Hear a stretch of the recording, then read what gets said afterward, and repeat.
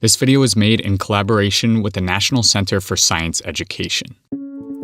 The Central Valley of California is one of the United States' breadbaskets, or more accurately, produce baskets. For folks who live there, common sense water conservation is second nature.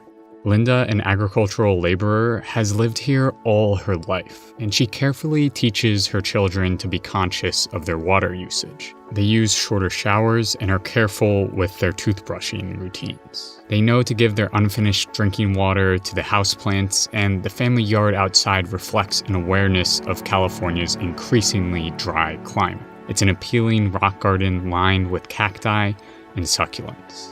Yet the surrounding tomato and almond farms where Linda has worked for the last 15 years are thirsty industries. During the last several decades, as California has experienced an extended drought, the Central Valley has been forced to rely on groundwater, steadily drawing down the level of the water in the underlying aquifer. The drawdown has been so extreme, in fact, that the land above the aquifer is noticeably sinking.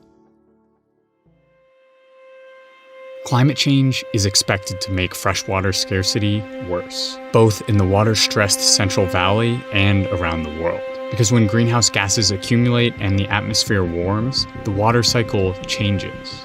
With the rise of global temperatures comes the accelerated melting of sea ice and glaciers, which returns water that's been locked up for thousands of years back into the dynamic water cycle. Warmer temperatures lead both to greater evaporation of that newly introduced water and an atmosphere that can hold more of that water as vapor.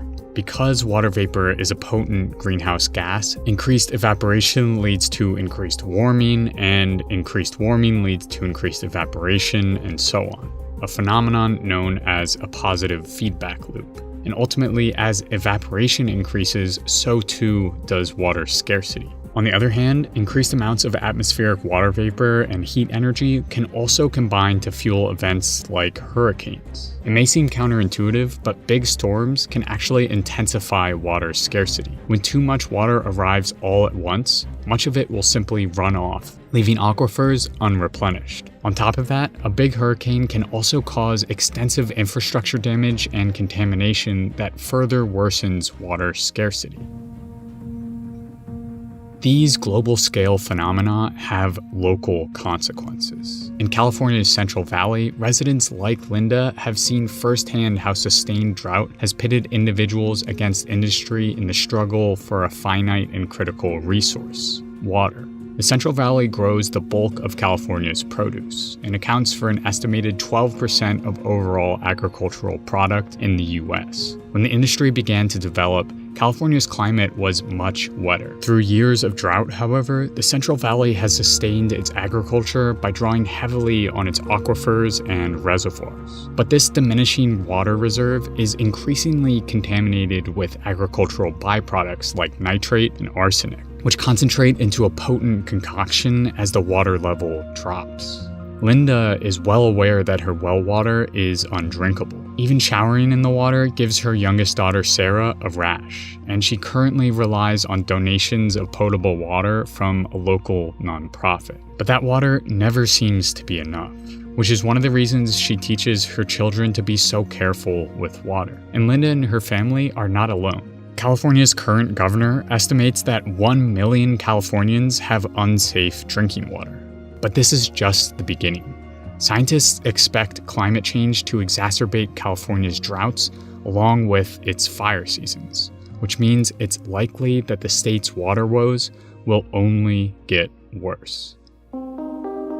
But California isn't alone in experiencing water scarcity. The Amazon rainforest has experienced unprecedented droughts in the last few years, and the fires that roared through the system in 2019 are indicative of that dryness. The Amazon is important for many reasons: biodiversity, carbon storage, and culture. But the sheer volume of the forest and its component trees means that it drives its own weather system. About half of the rainwater that falls in the Amazon is generated from transpiration from trees themselves. Recent research has shown that large mature trees withstand dry conditions better than the short agricultural vegetation that often replaces it following deforestation. However, when exposed to sustained drought, even big trees die. Because trees play such an important role in the local water cycle, their loss is expected to fundamentally transform the Amazon ecosystem, with jungle eventually transforming into savanna.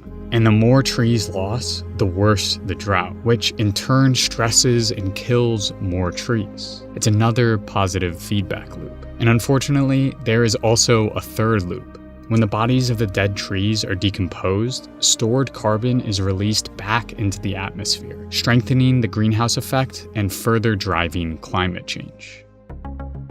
This problem isn't limited to the Central Valley and Amazon rainforest, however. Approximately 70% of the world's population faces water scarcity at least 1 month a year, with 500 million people, about 6% of the population, exposed to severe water scarcity all year round. Most often, this scarcity is exacerbated by poor distribution, management, and political practices, more so than an overall global shortage of fresh water. Humans have become large consumers of water as our population has boomed over the last several decades. But consumption is not equitable. The agricultural industry is responsible for consuming almost 70% of the world's fresh water, with large corporations that enjoy political and economic clout consuming heavily, as in the case of the produce companies who employ Linda in the California Central Valley. There, Linda and her community suffer the consequences of environmental and water mismanagement, while agricultural industry continues to drain local aquifers. But there are alternatives to our current practices. Water-efficient solutions such as improved irrigation, cover cropping, and agroforestry can help reduce agriculture's drain on fresh water. In addition, to protect the limited amount of fresh water we do have access to, we must regulate water pollution and improve wastewater treatment, all the while employing water recycling techniques with proper filtration and purification to conserve as much water as possible. Addressing freshwater scarcity globally, much like addressing climate change, however, requires a multifaceted approach. And because the two issues are intricately connected, addressing freshwater scarcity will require a concerted effort to mitigate climate change. With just 2 degrees Celsius of warming, it's estimated that 40% of the population might be exposed to extreme water scarcity. Climate change solutions then, like combining strategies to sequester carbon with those to reduce emissions, are water scarcity solutions. These strategies, though, must require systemic socioeconomic change to address the increasing demand for fresh water. They must tackle the problem at its source, with policies to protect the rights of the people from industrial overuse. Water scarcity is a recurring reality for the majority of the world's population, and as climate change alters the water cycle and exacerbates extreme weather, it's likely that more people will suffer. Without transformative action, the water-saving techniques that Linda uses today will become the new normal for more and more people worldwide. For Linda, and especially for her daughter Sarah, water shortages and contaminated water are all they know. Yet there are ways forward. Addressing climate change and alleviating water scarcity will require immense political action, as will assuring that their consequences don't fall disproportionately on those who are most vulnerable. But for such a vital resource as water, the effort will be well worth it.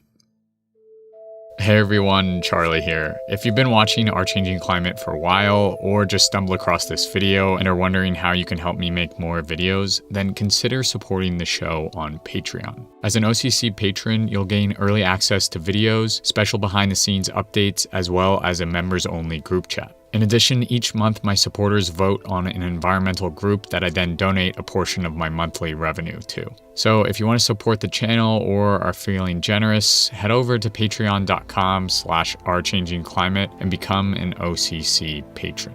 The script for this video was written by Annie, a graduate student research fellow at the National Center for Science Education. She did an amazing job, and it was a lot of fun to work with her. So thank you to Annie, and thank you all for watching. I'll see you next time.